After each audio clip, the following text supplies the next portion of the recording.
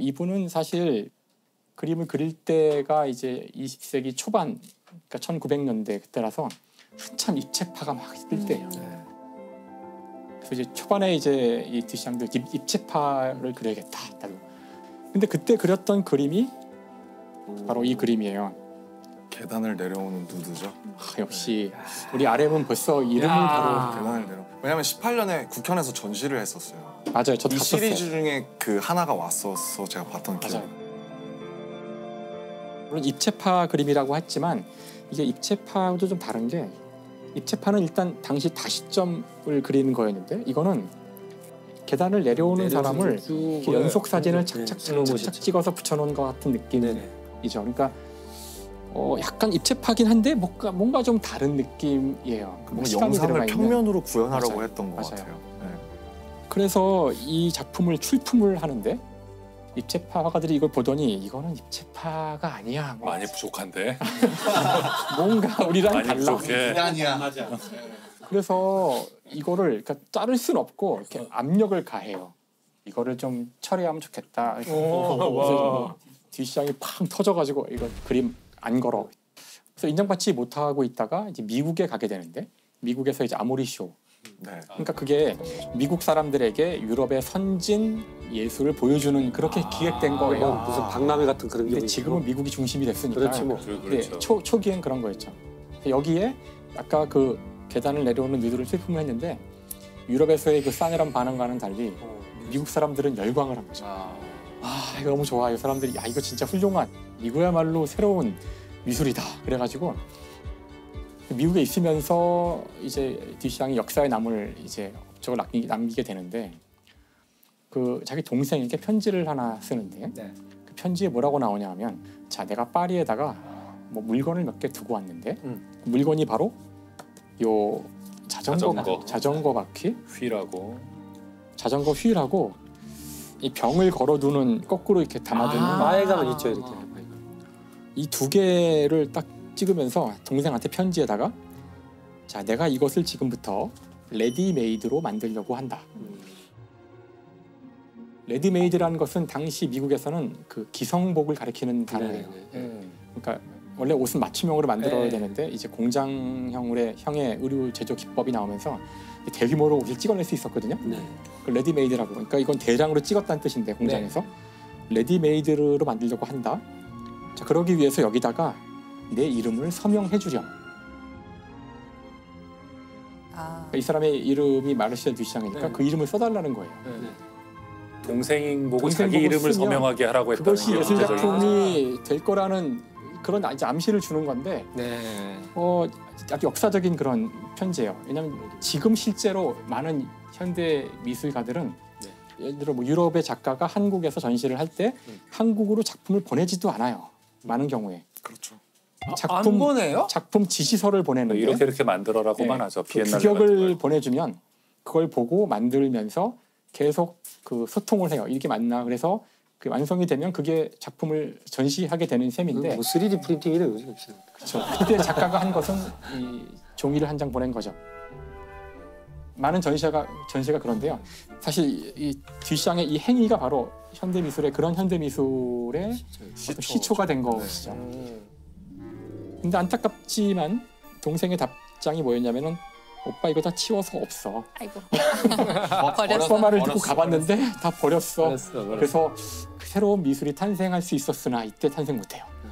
우리는 조금 더 현대 미술의 탄생 기다려야 하는데 실제로 첫 번째로 작품을 낸 때는 1916년이었고 바로 이것 타자기 덮개거든요.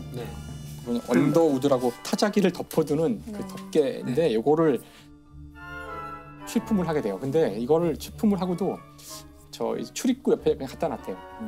아무 설명도 없이. 누구도 알아보지 못한 거죠. 그렇죠. 끝난 거예요, 이러고. 작품인지를 모르고. 작품인지 모르고. 지금 우리가 가끔 뭐 미술관에 가서 겪는 그런 일이죠. 이건 작품일까 아니면 그냥 갖다 놓은 의자일까 소품일까. 그렇죠. 그래서 듀샹이 이제 이건 안 되겠다. 뭔가 충격요법을 쓰지 않으면 자신의 이런 노력들이 행위들이 예술로 인정받지 못하겠구나. 그래서 이제 드디어 사고를 이제 치게 됩니다. 1917년 4월 10일인데 4월 10일부터 시작된 전시회 109년 전. 그렇죠. 그때 그 전시회에다가 요 남성 화장실에 쓰이는 이 소변기를 이걸 공식적으로 출품을 해요. 그래서 이걸 사다가 6달러에 샀다고 돼 있는데 6달러로 돈을 들고 사다가 여기다가 이제 사인을 하는데 자기 이름을 쓰지 않고 여기 리처드 무트라고 자기 이름을 속이고 이걸 제출하죠. RM이라고 크게 써 있는데. 그러네. 그러네요. RM 뮤트라고. 그러네요. 거였어. 바로 오늘을 위하여 이게 준비된 거구나.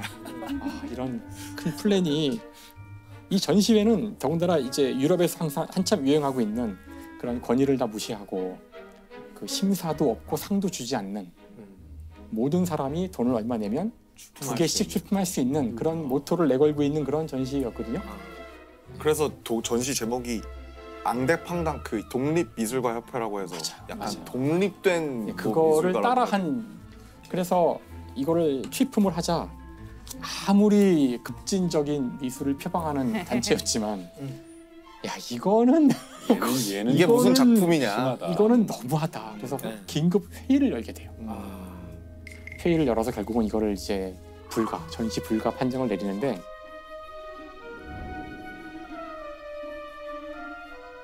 그때 이제 뭐 이유를 사유를 달아요. 뭐 사유도 제 셈은 네. 본래의 자리에 있으면 매우 유용한 물건이겠지만 네. 미술 전시회는 그 본래의 자리가 아니며 네. 어떤 정의에 의해서도 그것은 예술 작품이라 할 수 없다. 정말 자신 있죠? 어떤 정의에 의해서도. 근데 그 협회에서 썼다는 게 굉장히 흥미로운데 그 모든 것은 있어야 할 자리가 있다라는 게 실은 이게 인간이 더러움과 혐오 이런 걸 할 때 그게 있어야 할 곳에 있지 않을 때 사람들이 굉장히 혐오를 느껴요. 그러니까 침이 입 안에 있으면 괜찮아요. 밖에 나오면 혐오스럽죠. 그래서 자기 몸 안에 있을 때는 소화도 시켜주고 뭐 목도 축여주고 다 좋은데 뱉거나 나오면 문제잖아요. 근데 저걸 그 위원회에서 이렇게 말했다는 것은 이거는 불쾌하다는 거예요. 그렇죠. 변기는 화장실에 있어야 되는데 미술관에 와 있는 거잖아요. 안 괜찮은 거죠. 맞아요. 혐오스러운 물건이 되는 거죠. 뒷시장이 그걸 흔든 거겠네요. 그리고 실제로 프랑스 태생이라고 하셔서 프랑스의 배관 시설이 당시엔 굉장히 안 좋았는데 미국의 배관 시설은 사실 그 당시에 굉장히 1910년도 초반에는 좀 훌륭해서 거기에서 어떤 그 아름다움을 느꼈을 수도 있다라는 글을 이건 또 봤었어요. 전혀 몰랐던 일리가 있는. 그래서 사실은 또. 그 샘 작품도 원래 처음부터 다 설계하고 했다기보다는 나름 거기 그 예를 들면 그 뭐라 그러죠? 브로셔 같은데 이 변기의 아름다운 곡선과 그런 걸 위주로 감상하세요라는 나름의 가이드가 있었는데 우와. 그게 논란이 되고 제명이 되고 나서 아이디어를 메이크업한 것 같다라는 그럴 수도 있죠. 있더라고요. 그렇다고. 야, 있는 얘기인데. 박사님 한 분 더 나셨네. 아, 깜짝 놀랐어요. 역시 저는. 미술로 오니까 바로 날아다니는. 뒤장도 인간 아닌가. 예. 그래서 일단 맨 마지막 문장이 중요한데 이것은 예술이라고 부를 수 없다.